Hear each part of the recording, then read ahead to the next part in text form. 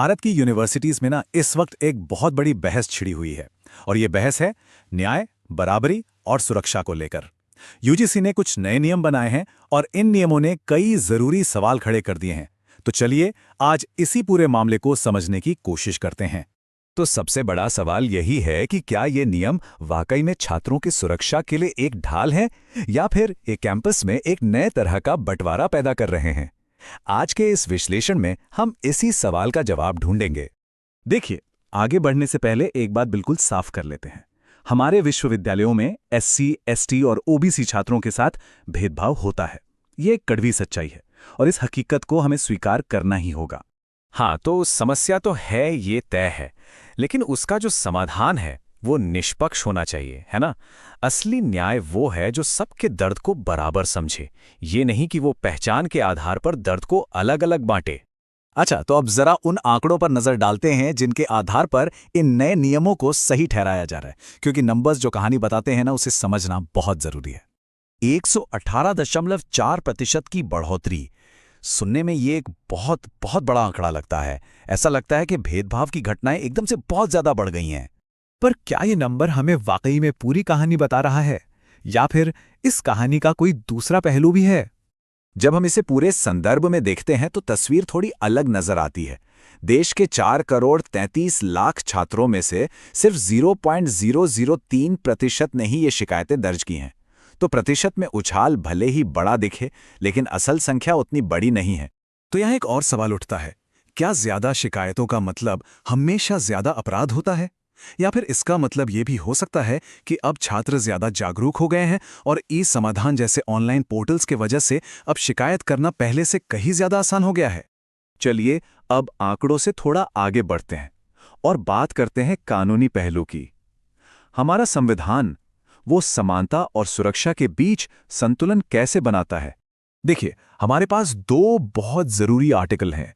Article 15 सरकार को पिछड़े वर्गों की मदद के लिए खास कानून बनाने की ताकत देता है, लेकिन वहीं आर्टिकल 14 कहता है कि कानून की नज़र में हर कोई बराबर है और सबको बराबर सुरक्षा मिलेगी। बस यहीं पर मामला थोड़ा पेचीदा हो जाता है।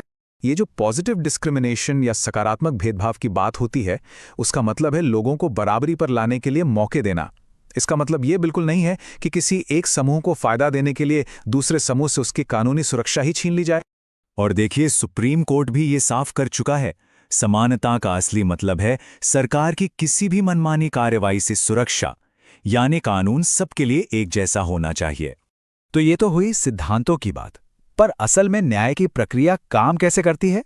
एक सही प्रक्रिया आखिर दिखती कैसी है? आमतौर पे क्या होता है, एक शिकायत दर्ज होती है, फिर उसकी शुरुआती जांच होती है, दोनों पक्षों को सुना जाता है और फिर कोई कार्रवाई होती है। लेकिन इन नए नियमों की आलोचना इसी बात पर हो रही है कि ये जांच और सुनवाई वाले जरूरी स्टेप्स को शायद बाईपास कर सकते हैं और सीधे सजा जैसे कि सस्पेंशन तक पहुंचा सकते हैं। ये थोड़ा अजीब नहीं लगता? पीड़ित की सुरक्षा सबसे जरूरी है, इसमें कोई दो राय नहीं, लेकिन सुरक्षा देना और सजा देना ये 2 अलग अलग चीजें हैं। किसी को दोषी साबित होने से पहले ही सजा नहीं दी जा सकती। और जब न्याय की प्रक्रिया में चूक होती है तो उसकी कीमत कितनी भारी हो सकती है, ये विष्णु तिवारी का मामला हमें याद दिलाता है।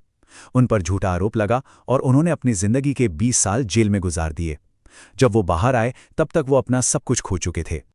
तो अब सवाल ये उठता है कि ये जो सुरक्षा दी जा रही है वो आखिर किसके लिए है और कौन है जो इसके दायरे से बाहर है?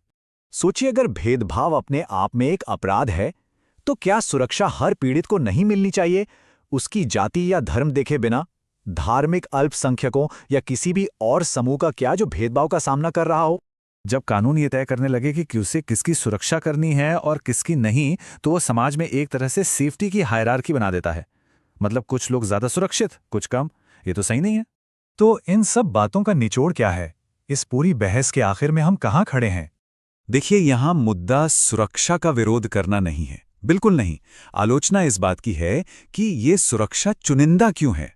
लक्ष्य तो ये होना चाहिए कि हर छात्र, हर इंसान सुरक्षित महसूस करे।